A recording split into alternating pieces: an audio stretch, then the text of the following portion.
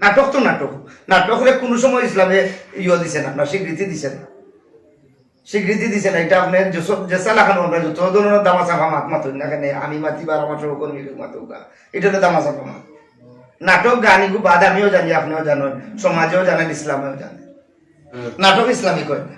আমার কাছে একজন মানুষ ইসলাম, আমি এলাকাটা মেনশন করতাম না আপনার সামনে, তাই আপন দুইও ভাই আইসন, আর লগে আরো বন্ধু বান্ধব আইসন, যেহেতু কোটাই মেয়ের বাড়িতে ইরা হিসাবে তারা সিএনজি আইসন বাক্কা দূর থাকি, আইয়া আমারে কইলা যে আমরা 3-4 জন থাকতাম, তারা 3 জন থাকবা, নাটকের খরচ তারা দিব। আমি যে গেলাম মহিলা আর্টিস্ট উঠে বলে যে না ভাই আমরা তো ইসলামী নাটক করবো, আমরা তো মহিলা দিয়ে নাটক করতাম না।